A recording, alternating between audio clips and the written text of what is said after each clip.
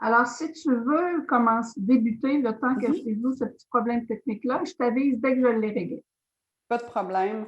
En fait, je suis éducatrice là, depuis 2014 dans ce programme qui est le DI-TSA 6-17 ans, mais ça fait 17 ans que je travaille pour le CRDI là, maintenant dans le Grand Suisse.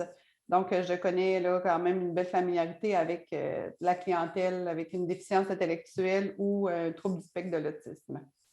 Donc, moi, aujourd'hui, je pense que j'ai accès. Ce que je voudrais vous partager, c'est un peu mon expérience en lien avec le diagnostic d'autisme, le confinement, la pandémie, comment ça s'est passé, qu'est-ce qui s'est déroulé, en fait. Je ne sais pas si vous voyez, ouais, vous voyez ma présentation. OK, parfait.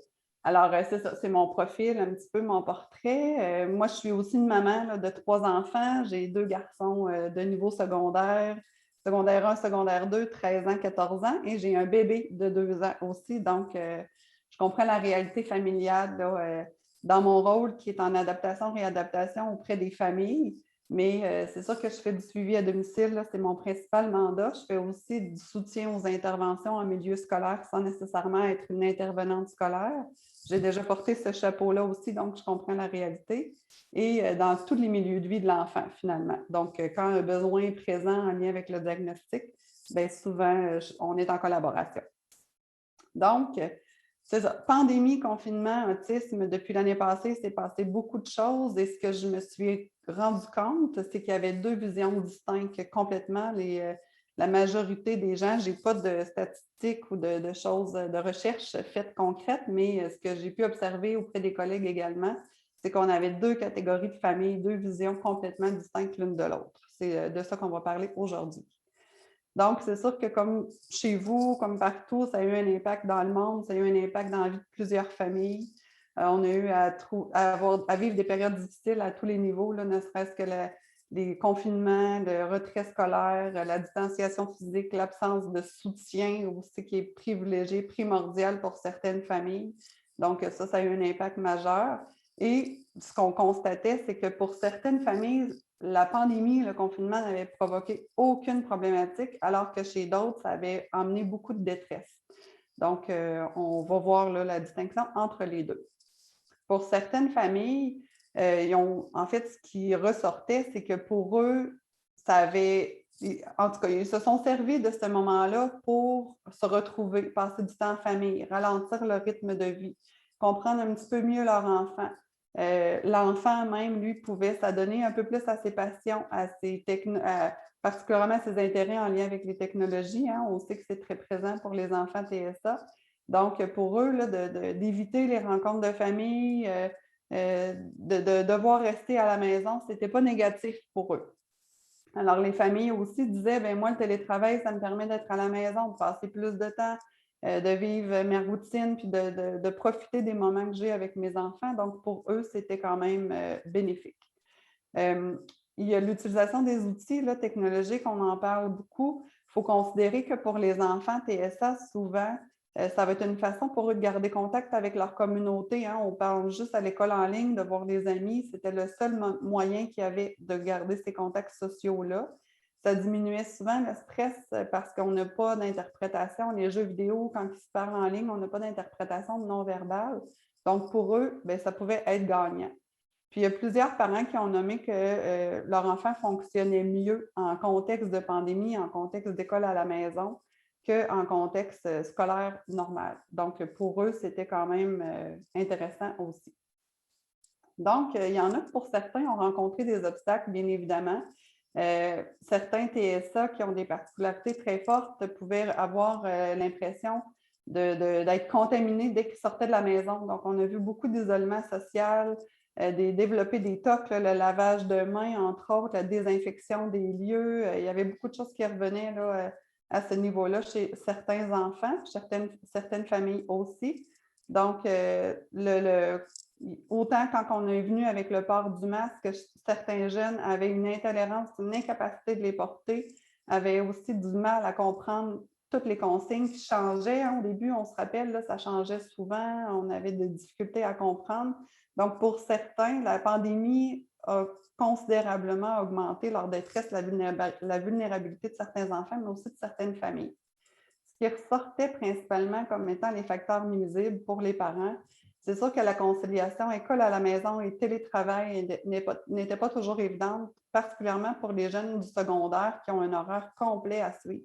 Les élèves qui fréquentaient des écoles spécialisées, des classes spécialisées, souvent la charge était diminuée. On parlait de quelques heures de fréquentation scolaire par jour, mais il faut considérer que la motivation de faire l'école en ligne avec un professeur qu'on voit virtuellement, bien, la motivation était vraiment absente, autant que pour les élèves en classe régulière.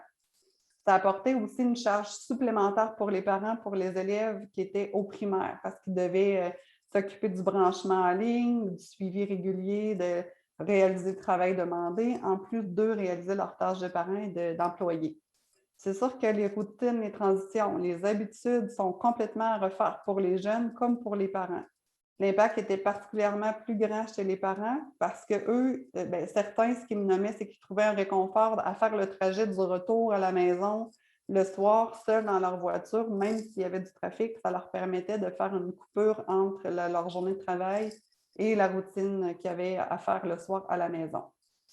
C'était difficile aussi de limiter le temps d'écran, hein, parce qu'on avait l'écran en ligne, c'était un outil indispensable, c'était nécessaire pour faire le fonctionnement, le minimum des exigences, mais le jeune qui a un intérêt restreint au niveau des outils technologiques, bien, ça amplifiait son temps d'utilisation. Certains jeunes ont nommé qu'il y avait trop de temps libre aussi. Ils ne savaient pas quoi faire. Ils passaient du temps, puis ils se disaient, moi, je ne le sais plus, là, qu'est-ce que je peux faire? Ça demandait l'attention des parents, il allait les déranger, ça engendrait, c'est sûr, des comportements à gérer pour les parents. Donc, pour eux, ils ont trouvé ça difficile, d'autant que les exigences scolaires étaient maintenues. Il n'y avait pas d'allègement tant que ça lors de la deuxième, troisième confinement. Le fait de devoir ouvrir sa caméra, de devoir voir des gens qui n'écoutaient pas, c'était dérangeant pour certains. La gestion des bruits ambiants parce que certains jeunes s'amusaient à ouvrir leur micro. Donc, il y a eu beaucoup d'éléments, en fait, qui étaient défavorables à l'école en ligne, finalement. La perte des activités de loisirs, hein, on se souvient que pour certains, le sport, les bibliothèques, les groupes de soutien, bien, ça a mené à une détérioration de leur état émotionnel et mental chez plusieurs jeunes également. Donc, pour les parents, les facteurs qui étaient facilitants, bien, eux, ils retrouvaient que la connaissance diagnostique, quand ils avaient été informés des particularités de leur enfant, quand ils comprenaient mieux ces manifestations en lien avec l'autisme, c'était plus facile pour eux d'établir une routine, une structure, de mettre des choses en place pour favoriser l'apprentissage scolaire de leur enfant, mais aussi pour maintenir un équilibre familial. Donc, ça, c'était des facteurs qui revenaient là, au niveau des parents. Moi, au début, en tant qu'intervenante, ce que j'ai eu beaucoup à faire dans le premier confinement, c'était la mise en place de routines, établir un horaire pour les enfants, reprendre la routine du matin, même si on n'a pas de transport scolaire à prendre, bien là, on se levait plus tard. Bien, pour certains, juste cet élément-là avait un effet de cascade pour la journée. Là. Il n'y a rien qui allait dans le bon sens parce que l'enfant avait perdu ses repères pour lesquels on avait travaillé fort auparavant pour mettre ça en place. Là, tout devenait défaite, en fait, et on devait refaire quelque chose qui avait déjà été connu. Donc, les routines fixes, claires, simples, visuelles, ça a facilité les transitions, ça a permis une meilleure organisation de l'horaire, ça a diminué le stress chez les enfants, mais aussi chez les parents. La communication avec le personnel enseignant aussi est à considérer. Ça a facilité cette période d'adaptation pour tout le monde. Ça a permis de mettre en place des ajustements. Certains jeunes ont pu développer grandement leur autonomie en étant accompagnés par leurs parents lors de ces périodes de confinement-là.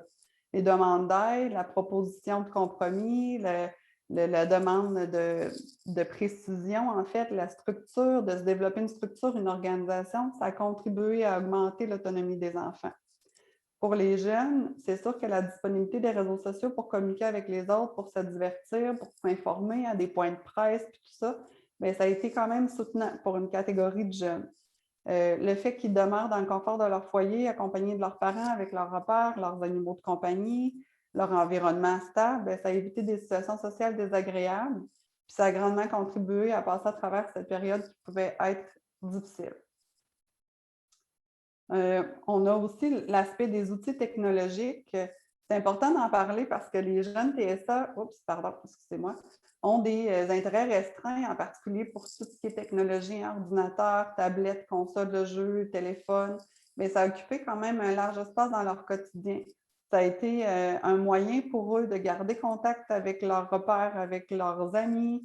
C'est omniprésent les écrans maintenant dans notre quotidien, celui de nos enfants aussi.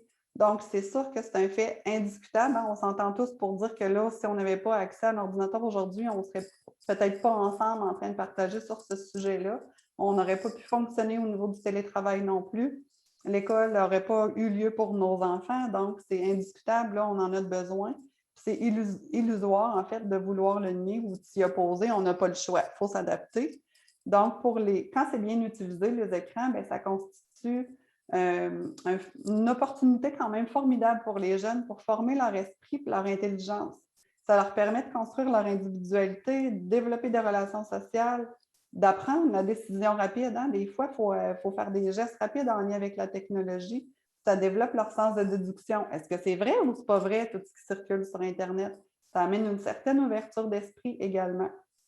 Donc, l'enjeu n'est pas de s'éloigner des écrans, mais c'est surtout de guider les enfants dans leur pratique pour qu'ils empruntent le chemin d'un usage raisonnable. Ça, c'est hyper important à considérer.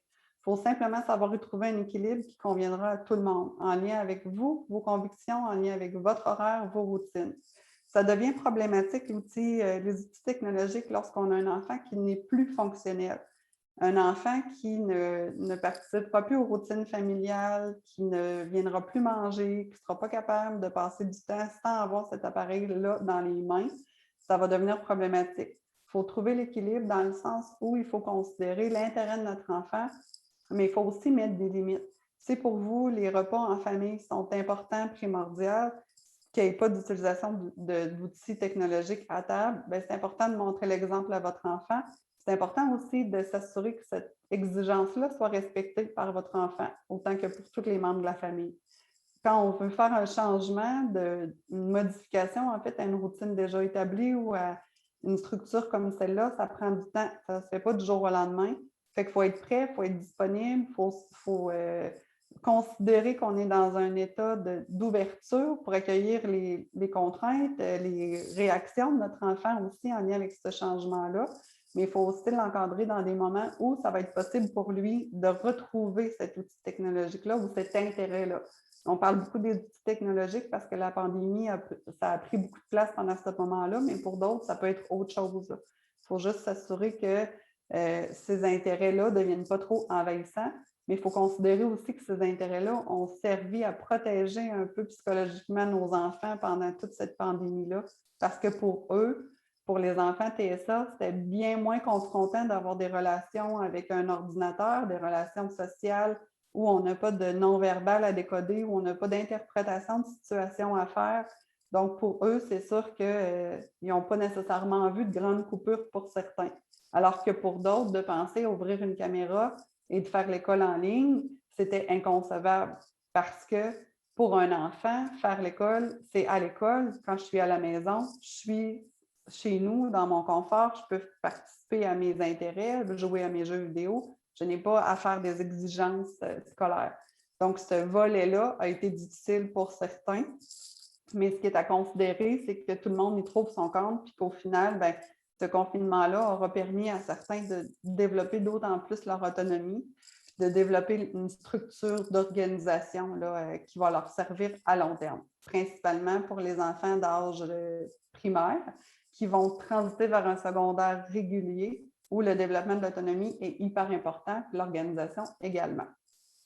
Donc, j'ai quand même consulté quelques outils en lien avec, ce sujet-là auprès de la Fédération québécoise de l'autisme. Je vous ai mis le lien du site Internet. Et au niveau de l'Université du Québec, il y a eu une petite étude qui a été faite. Là, on est aux prémices des dévoilements des résultats parce qu'il n'y a pas encore eu beaucoup d'outils ou d'éléments recueillis. Mais ce qu'on remarquait, c'est qu'il y avait effectivement deux visions, eux autres aussi, qui étaient observées chez une clientèle un petit peu plus au niveau de la métropole, au niveau de Montréal. Donc, je vous invite à le consulter si ça vous intéresse. Et voilà, pour moi, c'est mon expérience là, personnelle en lien avec mon travail. Si vous avez des questions, des commentaires, là, n'hésitez pas, ça va me faire plaisir de le partager avec vous. Merci beaucoup.